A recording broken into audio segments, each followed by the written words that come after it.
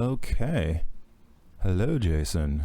So I'm going to give you a tutorial on the lab color space Technicolor look that I developed. So we're just going to grab some footage, drop it in here, conform our settings.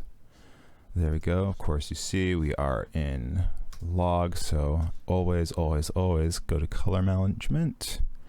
I'm going to go to DaVinci Color Managed. Turn off the automatic settings, and we are going to go to DaVinci Wide Gamut Intermediate because, oh, there is a car outside. All right. And then we're going to keep our output to Rec 709 because we ain't fancy. Save. Bam, look at that. Fantastic. All right.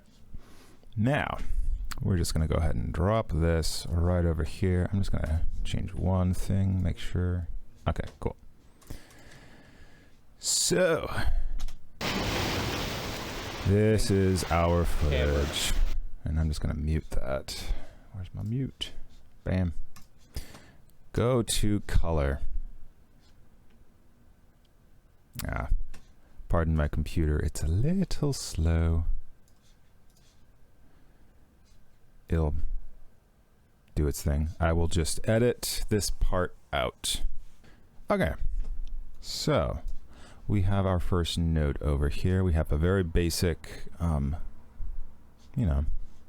grade. I generally like how this is, but I'm going to just go ahead and use her shirt and white balance. And that is generally going to be doing just fine. Maybe I'll try sourcing from there. There we go. Now I'm going to need a couple nodes here. Probably 4 will be more than enough. So we are going to go ahead and drop the LUT I've created for Technicolor. And you see it's already looking great. However, and I know that you've had an issue with this in the past, Jason, the reds are a bit overrepresented and they kind of lean a hint magenta. So what I've figured out is you go over to your hue versus hue, and we're going to select red. Over here, we can do hue rotate and hue input. Grab this guy. We're going to pull it down just a little, and you're going to see it doesn't take much, but that hue for that red is going to get pushed just a touch over to yellow, which is exactly what we want. And you're going to see a drastic difference. You'll still have beautiful reds, but it's not going to make the skin just look like you spent like 3 hours out in the sunlight at the beach. Big improvement.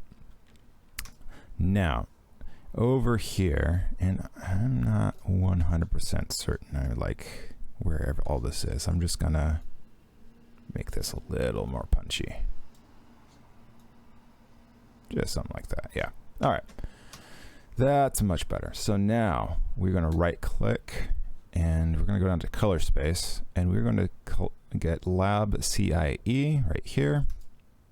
Now this is where the fun starts. So down here we've got saturation, we have highlights, and we have shadows. Those are the ones you're really going to want to work with. You can do stuff with gain and lift, but I never really do that. Of course, that's because I need to explore that more. So there you go. But lab works fundamentally different. It doesn't mix red, green, and blue. It has like a warm reddish color and a teal bluish color. So like, or that like it's basically orange and teal that you're mixing as their the primaries. It's very interesting. But yeah, so we're going to take our highlights and we're going to crank them all the way up, and it's going to push it all the way red, right?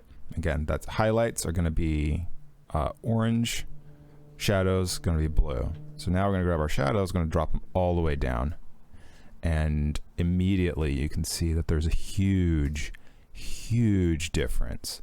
Now the balance is another issue that you want to take into consideration here. We can probably drop that by a decent margin like that.